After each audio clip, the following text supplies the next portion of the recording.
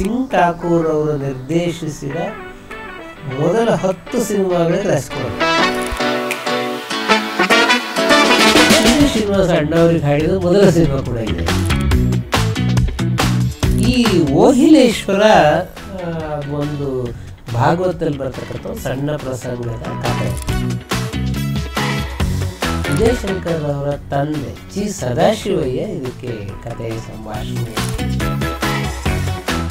Sir, ಮುಂದಿನ cinema Ohileshwara.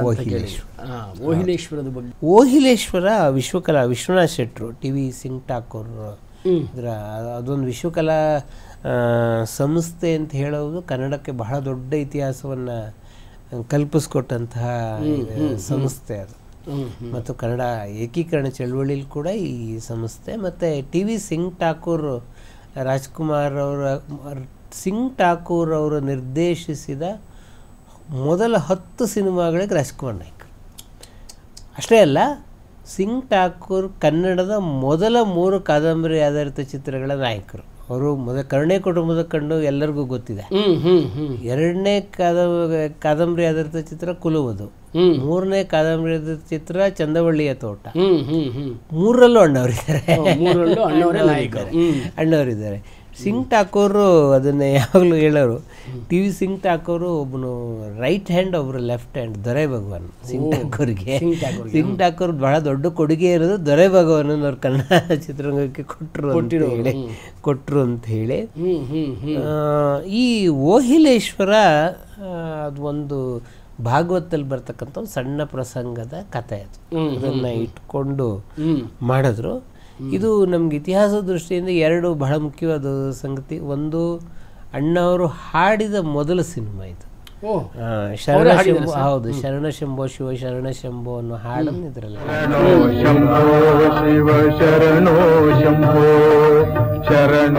ಇನ್ನೊಂದು P V Srinivasa ಅಣ್ಣವರಿಗೆ ಹಾಡಿದ ಮೊದಲ ಸಿನಿಮಾ ಕೂಡ ಇದೇನೆ. ಪಿ ವಿ ಶ್ರೀನಿವಾಸ ಅಣ್ಣವರಿಗೆ ಹಾಡಿದ ಮೊದಲ ಸಿನಿಮಾ ಕೂಡ. ಇದು ಮೊದಲನೇ ಸಿನಿಮಾ ಓಹಿಲೇಶ್ವರ. ಬಹಳ ಮುಖ್ಯವಾಗಿ ವಿಜಯ ನರಸಿಂಹ ಚಿತ್ರಗೀತೆ ಬರೆದ ಮೊದಲ ಸಿನಿಮಾ ಓಹಿಲೇಶ್ವರ. ಹಲವಾರು ಮೊದಲಿಗಳು. ಅದರಲ್ಲೂ ಯಾರೋ ನಮ್ಮ ಕ್ರಿಕೆಟರ್ ಹೇಳ್ತಾರಲ್ಲ, ಗಿಳಿದ ಕಡೆ ಫಸ್ಟ್ ಬಾಲೆ 6 ಎತ್ಬಿಟ್ಟ ಅಂತ ಹೇಳಿ. ವಿಜಯ ನರಸಿಂಹ ಬರೆದ ಮೊದಲ ಹಾಡೇ ದೇಹದಿಂದ ದೂರನಾದ ಏಕೆ ಆತ್ಮನೆ. ಅದು ಇವತ್ತಿಗೂ ಅಜರಾಮರ ಗೀತೆಯಿಂದ ಉಳ್ಕೊಂಡಿರ್ತಕ್ಕಂತಹದ್ದು. ಮತ್ತು ಆ ಹಾಡು ಇದರಲ್ಲಿ ಆ ಓಹಿಲೇಶ್ವರನು ಹಾಗೆ, ಅವನು ಒಬ್ಬ ಸೋಮನಾಥನ ಪರಮ ಭಕ್ತ. ಅವನು ರಾಜ ವೈಭೋಗ ಓಹಿಲ ಅಂತಕ್ಕಂಥವನು. ಅವನು ಸುಖ ದುಃಖಗಳಿಂದ ಎಲ್ಲ ಅರಮನೆಯಿಂದ ದೂರಾಗಿ ಕುಷ್ಠರೋಗಿಗಳನ್ನ ಸೇವೆ ಮಾಡಿಕೊಂಡು ಬಡತನವನ್ನು ತಿಳ್ಕೊಂಡು ಅವನು ಗೌರಿ ಅಂತೇಳಿ ಕಣ್ಣಿಲ್ದವಳೊಬ್ಬಳನ್ನ ಅವಳನ್ನ ಕರ್ಕೊಂಡೋಗಿ ತೀರಿಸ್ತಾನೆ. ಮತ್ತು ಅವಳು ಸತ್ತಾಗಲೇ ಈ ಹಾಡು ಬರೋದು, ಈ ದೇಹದಿಂದ ದೂರನಾದೆ ಅಂತ ಹೇಳಿ. ಈ ದೇಹದಿಂದ ದೂರನಾದೆ ಏಕೆ ಆತ್ಮನೇ. ಕೊನೆಗೆ ಅವನು ಸೋಮನಾಥನ ಭಕ್ತಿಗೆ ಅವನು ಮೆಚ್ಚಿ ಇದು ಮಾಡ್ತಾನೆ ಅಂತ ಹೇಳಿ.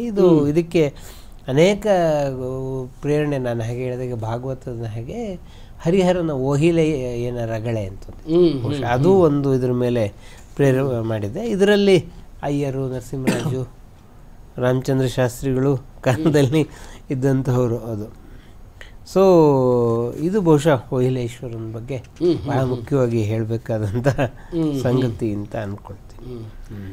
ಸೊ ಈ ಓಹಿಲೇಶ್ವರ ಆದಮೇಲೆ ಅಣ್ಣವರು ಈ ಭಕ್ತಿ ಪ್ರಧಾನ ಚಿತ್ರಗಳಲ್ಲಿ ವಿಲನ್ ರೋಲ್ಗಳನ್ನು ಮಾಡಿರೋ ಸಾಧ್ಯತೆಗಳಿದೆಯಾ ಸರ್? ಇದೆ ಸಾಕಷ್ಟು ಸಿನಿಮಾಗಳಿದೆ. ಬಹುಶಃ ಅಂಥದ್ದು ಭಾಳ ಮುಖ್ಯವಾದ ಸಿನಿಮಾ ನಾನು ಮುಂದೆ ಹೇಳಬೇಕು ಅಂತ ತಗೊಂಡಿದ್ದೆ ಮಹಿಷಾಸುರ ಮರ್ದಿನಿ. ಇದರಲ್ಲಿ ಮಹಿಷಾಸುರನೇ ಅಣ್ಣವರು. ಮಹಿಷಾಸುರ ಮರ್ದಿನಿ ಅದನ್ನ ನೀವು ಬಹುಶಃ ಅಣ್ಣ ಅವರ ಅದ್ಭುತ ಅಭಿನಯದ ಹೌದು ಪರಾಕಾಷ್ಠೆ. BS ರಂಗ ಅವರ ವಿಕ್ರಮ್ ಪ್ರೊಡಕ್ಷನ್ ಇಂದಲ್ಲಿ ಬಂದಂತಹ ಸಿನಿಮಾ ಅದು. ಇದು ಚಾಮುಂಡೇಶ್ವರಿಯ ಕುರಿತ ಸಿನಿಮಾ. ನಮ್ಮಲ್ಲಿ ಚಾಮುಂಡೇಶ್ವರಿ ಬಗ್ಗೆ ಸಾಕಷ್ಟು ಸಿನಿಮಾಗಳು ಬಂದಿದೆ, ಬೆಟ್ಟದ ತಾಯಿ ಎಲ್ಲ. ಸೊ ಅದಕ್ಕೊಂಥರ ನಾಂದಿ ಹಿಡಿದಂಥ ಸಿನಿಮಾ ಚಾಮುಂಡೇಶ್ವರಿಯ ಬಗ್ಗೆ. ಬಹಳ ಅದ್ದೂರಿ ಸೆಟ್ಗಳಲ್ಲಿ ಸಿನಿಮಾ, ಯಾಕಂದ್ರೆ ಬೇಸ್ ರಂಗ known for that. Yes yes. ಅದ್ಭುತ ಸೆಟ್. ಅವ್ರು ತೆಲುಗಲ್ಲೂ ಅದನ್ನ ಹಂಗೆ ತೆಗೆದ್ರು, ಕನ್ನಡದಲ್ಲೂ ಹಾಗೆ ತೆಗೆದ್ರು. ಅದು ಒಂದು ಜನಪ್ರಿಯ ಕಥೆಯನ್ನು ಇಟ್ಕೊಂಡು, ಅಂದರೆ ಮೈಸೂರು ಭಾಗದಲ್ಲಿ ಜನಪ್ರಿಯ ಆಗಿರೋ ಕಥೆಗಳನ್ನು ಇಟ್ಕೊಂಡು ಉದಯಶಂಕರ್ ಅವರ ತಂದೆ ಚಿ ಸದಾಶಿವಯ್ಯ ಇದಕ್ಕೆ ಕಥೆ ಸಂಭಾಷಣೆಯನ್ನು ಉಜ್ವಲವಾಗಿ ಬರೆದ್ರು. ಇದು ದಾಖಲೆ ಪ್ರಕಾರ ಇದಕ್ಕೆ ಬಹಳ ಮುಖ್ಯ ಏನು ಅಂತಂದರೆ, ಮಹಿಷನ ಪಾತ್ರದಲ್ಲಿ ಅಣ್ಣವ್ರು ಎಷ್ಟು ಅದ್ಭುತವಾಗಿ ಅಭಿನಯಿಸಿದ್ರು ಅಂತ ಹೇಳಿದರೆ, ರಂಗ ಅವರು ತಾವು ಮಾತನಾಡಿದ್ದಕ್ಕಿಂತ ಹೆಚ್ಚಿನ ಸಂಭಾವನೆಯನ್ನು ಅಣ್ಣವ್ರಿಗೆ ಕೊಟ್ಟರಂತೆ. ಭೂತಪೂರ್ವಕವಾಗಿ ನಡೆಸಿದ್ದಾರೆ. ಅದು ಈ ಪಾತ್ರದಲ್ಲಿ ರಂಗಭೂಮಿಯಲ್ಲಿ ಅವ್ರ ತಂದೆ ಸಿಂಗನಲ್ಲೂರು ಪುಟ್ಟಸ್ವಾಮಯ್ಯನವರು ಅಭಿನಯಿಸ್ತಾರೆ ಮಹಿಷಾಸುರನ ಪಾತ್ರ ರಂಗಭೂಮಿಲಿ. ಹಾಗಾಗಿ ಅಣ್ಣವರು ನಾನೊಂದ್ಸಲ ಮಾತನಾಡುವಾಗ ಹೇಳಿದರು, ಸರ್ ಅದು ಅಂಥ ಪಾತ್ರ ಎಲ್ಲ ಹೆಂಗೆ ಸರ್ ಒಪ್ಕೊಳ್ತೀರ ನೀವು? ಆವಾಗ ಅದು ಇನ್ನೊಂದು ಸಿನಿಮಾ ಕೇಳ್ತೀನಿ, ಮಹಿಷನ ಪಾತ್ರ ಅವ್ರಿಗೆ ಇಷ್ಟವಾಗಿ, ಅವ್ರಿಗೆ ಹಂಗೆ ನೋಡಿದ್ರೆ ಹಿರಣ್ಯಕಶಿಪು ಪಾತ್ರ ಕೂಡ ಭಾಳ ಇಷ್ಟ. ಹೌದು ಹೌದು ಹೌದು. ಇಷ್ಟಪಟ್ಟು, ಯಾಕಂದರೆ ನಿಮ್ಗೆ ಆ ಥರದ ಪಾತ್ರ ಮಾಡುವಾಗ ಹೆಚ್ಚು ಚಾಲೆಂಜ್ ಜಾಸ್ತಿ. ಖಂಡಿತ. ಆಮೇಲೆ ಅದು ಒಂಥರ ನೀವು ಈ ದೇವರನ್ನು ಎದುರಿಸೋದಿದೆಯಲ್ಲ, ಅದು ಭಕ್ತಿನೇ. ಅದು ಭಕ್ತಿನೇ. ದೀನನಾಗಿ ದೇವರನ್ನು ಪ್ರಾರ್ಥನೆ ಮಾಡುವ ಭಕ್ತಿ ಬೇರೆ, ದೇವರ ಸವಾಲು ಹಾಕಿ ಎದುರಿಸೋ ಭಕ್ತಿ ಬೇರೆ. ಖಂಡಿತ. ಸೊ ಇದು ಒಂದು ರೀತಿಯಲ್ಲಿ ಭಕ್ತಿ ಅಂತ ಹೇಳಿ, ಇದು ರಂಭಾ ಕರಂಬರ ಕಥೆ. ಇದು ಆ ರಂಬೇಶ ಶುಕ್ರಾಚಾರ್ಯರು, ಅವನು ರಂಬೇಶ ಮದುವೆ ಮಾಡಬೇಕು ಶುಕ್ರಾಚಾರ್ಯರು ಅಂತ ಅಂದ್ಕೊಂಡಾಗ, ಇವನು ಏನು ಮಾಡ್ತಾನೆ, ದೇವೇಂದ್ರ ನಂದು ಎಲ್ಲಿ ಹೋಗ್ಬಿಡುತ್ತೋ ಅಂತ ಒಂದು ಎಮ್ಮೆಯನ್ನು ಹೆಣ್ಣಾಗಿ ಪರಿವರ್ತನೆ ಮಾಡಿಬಿಟ್ಟು ಅವನು ಅವಳನ್ನು ಇಷ್ಟಪಡುವಂಗೆ ಮಾಡಿ ಮದುವೆ ಮಾಡು.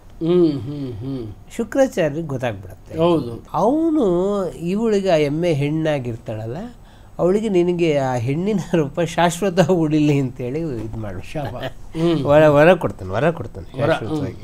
ಸೊ ಅವಳು ಗರ್ಭಿಣಿ ಆದಾಗ ತುಂಬ ತೊಂದರೆ ಕೊಡ್ತಾನೆ ಅವನು ಈ ದೇವೇಂದ್ರ ಕೊಲ್ಲೋದಕ್ಕೆ. ಕೊನೆಗೆ ಮಹಿಷಾಸುರ ಹುಡ್ತಾನೆ, ಅದೇ ಮಹಿಷಿ ಎಮ್ಮೆ ಮಗನ ಮಹಿಷಾಸುರ ಅಂತ ಬಂದಿರ್ತಾನೆ. ಸೊ ಆಮೇಲೆ ರಂಬೇಶ್ವರನ್ನು ಕೊಲ್ತಾನೆ. ಇವನು ಮಹಿಷ ಶುಕ್ರಾಚಾರ್ಯರಿಂದ ತಂದೆ ಸಾವಿನ ರಹಸ್ಯವನ್ನು ತಿಳ್ಕೊಂಡು ಈ ದೇವೇಂದ್ರನನ್ನು ಗೆಲ್ತಾನೆ ಅವನು. ಸೊ ಅವನು ಕೊನೆಗೆ ವರ ಕೇಳುವಾಗ, ಇದು ಎಲ್ಲ ಕಥೆಗಳಲ್ಲೂ ಬರೋದು, ರಾಕ್ಷಸರು ವರ ಕೇಳುವಾಗ ಏನೋ ಒಂದು ತಪ್ಪು ಮಾಡ್ತಾರೆ. ಸೊ ನನಗೆ ತ್ರಿಮೂರ್ತಿಗಳಿಂದ ವರ ಬರಬಾರ್ದು, ದೇವರಿಂದ ಬರಬಾರ್ದು, ಮಾನವರಿಂದ ಬರಬಾರ್ದು, ಎಲ್ಲದರ ವರ ಸಾವು ಬರಬಾರ್ದು, ಒಳಗೆ ಎಲ್ಲ ಕೇಳಿರ್ತೇನೆ, ಆದರೆ ಹೆಣ್ಣಿನ ರೂಪದಲ್ಲಿ ವರ ಬರಬಾರ್ದು ಅಂತ ಕೇಳಿರಲ್ಲ. ಅದಕ್ಕೋಸ್ಕರ ಪಾರ್ವತಿ ಚಾಮುಂಡೇಶ್ವರಿ ಅವತಾರವನ್ನು ತಾಳಿ ಕೊಲ್ತಾಳೆ ಅಂತ ಹೇಳಿ, ಅದರಲ್ಲಿ ಈ ರಾಜ್ಕುಮಾರ್ ತಂದೆ ರಂಬೇಶನ ಪಾತ್ರದಲ್ಲಿ ಉದಯ್ ಕುಮಾರ್ ಮಾಡಿದ್ದಾರೆ, ಬಹಳ ಅದ್ಭುತವಾಗಿ ಮಾಡಿದ್ದಾರೆ. ವಿ ನಾಗಯ್ಯ ತೆಲುಗು ಕಲಾವಿದರು, ಅವರು ಶುಕ್ರಾಚಾರ್ಯರನ್ನ ಪಾತ್ರ. ಶುಕ್ರಾಚಾರ್ಯ ನಾರದ KS ಅಶ್ವಥ್ ಇದರಲ್ಲಿ. ಆಮೇಲೆ ತ್ರಿಪುರ ಸುಂದರಿ ಪಾತ್ರದಲ್ಲಿ ಸಂಧ್ಯಾ ಮಾಡಿದ್ದಾರೆ. ಸೊ ರಾಜನಾಲ, ಹೌದು. ಸೊ ನರಸಿಂಹರಾಜ್ ಇದರಲ್ಲಿ ವ್ಯಾಘ್ರಸಿಂಹನ ಪಾತ್ರ ಮಾಡಿದ್ದಾರೆ, ತಮಾಷೆ ಪಾತ್ರ ಅದು. ಉದಯಶಂಕರ್ ವಿಷ್ಣುವಿನ ಪಾತ್ರ ಮಾಡಿದ್ದಾರೆ ಈ ಸಿನಿಮಾ ಸಂದರ್ಭದಲ್ಲೇ. ಉದಯಶಂಕರ್ ಇದನ್ನು ಬಹಳ ನೆನಪು ಮಾಡ್ಕೊಳ್ಳೋರು ಈ ಸಿನಿಮಾನ. ಸೊ ಒಂದ್ಸಲ ಸೆಟ್ಟಲ್ಲಿ ಉದಯಶಂಕರ್ ಬಹಳ, ಅಂದರೆ ಮುಂದೆ ಭವಿಷ್ಯ ಗೊತ್ತಿಲ್ಲ, ಗೆಲ್ತಾ ಇಲ್ಲ, ಬಹಳ ಮಂಕಾಗಿ ಕೂತಿದ್ರಂತೆ. ಸೆಟ್ ವಿಷ್ಣುವಿನ ಪಾತ್ರ ದೊಡ್ಡದೇನೋ ಅಲ್ಲ, ಮಹಿಷಾಸುರ ಮಾಡ್ತೀನಿ ಸಣ್ಣ ಸಣ್ಣ ಪಾತ್ರ. ಆವಾಗ ರಾಜ್ಕುಮಾರ್ ಹೋಗಿ ಕೇಳಿದ್ರಂತೆ, ಯಾಕಯ್ಯ ಹಿಂಗೆ ಕೂದ, ಮುಂದೆ ಏನು ಮಾಡಬೇಕು ಅಂತ ಗೊತ್ತಾಗ್ತಾ ಇಲ್ಲ ಅಂತ ಹೇಳಿದೆ. ಅದಕ್ಕೆ ರಾಜ್ಕುಮಾರ್ ಒಂದೇ ಮಾತು ಹೇಳಿದ್ರಂತೆ, ನೋಡಯ್ಯ ಕಾಲ ಹಿಂಗೆ ಇರಲ್ಲ, ಒಂದು ಕಾಲ ಬರುತ್ತೆ ನೀನು ನನಗಿಂತ ಬ್ಯುಸಿಯಾಗಿರ್ತೀಯ ನೀನು ಅಂತ. ಇದನ್ನು ಹೇಳ್ಬಿಟ್ಟು ಉದಯಶಂಕರ್ ಒಂದು ಮಾತು ಹೇಳೋರು, ಹೌದು ನಾನು ಒಂದು ಕಾಲದಲ್ಲಿ ಅಣ್ಣವ್ರಿಗಿಂತ ಬ್ಯುಸಿಯಾಗಿದ್ದೆ, ಅದಕ್ಕೆ ಅಣ್ಣವರೇ ಕಾರಣ ಆಗಿದ್ರು ಅಂತೇಳಿ. ಅವರ ಸಿನಿಮಾಗಳಿಗೆ ಅಷ್ಟು ಬರ್ಸಿದ್ರಲ್ಲೇ ನಾನು ಅವ್ರಿಗಿಂತ ಬ್ಯುಸಿಯಾಗಿದ್ದೆ ಅಂತ ಹೇಳಿ. ಸಾವುಕಾರ ಜಾನಕಿ ಇದರಲ್ಲಿ ಗುಣವತಿ ಪಾತ್ರವನ್ನು ಮಾಡಿದವರು. ಇದರಲ್ಲಿ 12 ಹಾಡಿದೆ. ನಾರಾಯಣ ವಲಮಾಲಿ ವರದ ನಾರದನ ಹಾಡು. ಇದು ರಾಜ್ಕುಮಾರ್ ಅವರ ಸೂಪರ್ ಹಿಟ್ ಆದ ಮೊದಲ ಹಾಡು ಈ ಸಿನಿಮಾ. ತುಂಬಿತು ಮನವ ತುಂಬಿತು ಸುಖವ, ಈ ಹಾಡನ್ನು ಎಸ್ ಜಾನಕಿ ಜೊತೆಗೆ ಡ್ಯೂಯೆಟ್ ಹಾಡಿದ್ದಾರೆ ಅಣ್ಣ ಅವರು. ಈ ಹಾಡು ಇವತ್ತಿಗೂ ಬಹಳ ಫೇಮಸ್ ಆಗಿರ್ತಕ್ಕಂಥದ್ದು. ಬಹುಶಃ ನನಗೆ ಈ ಹಾಡು ಎಷ್ಟು ಚೆನ್ನಾಗಿದೆ ಅಂದರೆ ಮತ್ತೆ ಯಾಕೆ ಹಾಡಿಸ್ಲಿಲ್ಲ ರಾಜ್ಕುಮಾರ್ ಹತ್ರ, ಈ ಹಾಡ ಕೇಳಿದ್ರೆ ಯಾರಾದರೂ ಹಾಡಿಸ್ಬಿಡ್ಬೇಕಾಗಿತ್ತು, ಅಷ್ಟು ಅದ್ಭುತವಾದಂಥ ಹಾಡದು. ಇದಾದ ಮೇಲೆ ಚಾಮುಂಡೇಶ್ವರಿ ಮೇಲೆ ಸಾಕಷ್ಟು ಸಿನಿಮಾಗಳು ಬಂದಿದೆ. ಅದರಲ್ಲಿ ಅಣ್ಣವರು ಅಭಿನಯಿಸಿಲ್ಲ. ಚಾಮುಂಡೇಶ್ವರಿ ಮಹಿಮೆ, ಚಾಮುಂಡೇಶ್ವರಿ ಪೂಜಾ ಮಹಿಮೆ, ಬೆಟ್ಟದ ತಾಯಿ, ಹೀಗೆ ಸುಮಾರು ಸಿನಿಮಾಗಳು ಬಂದಿದೆ. ಅದಕ್ಕೆಲ್ಲ ನಾಂದಿ ಹಾಡಿದಂಥ ಸಿನಿಮಾ ಈ ಮಹಿಷಾಸುರ ಮರ್ದಿನಿ ಅಂತ ಹೇಳ್ಬೋದು.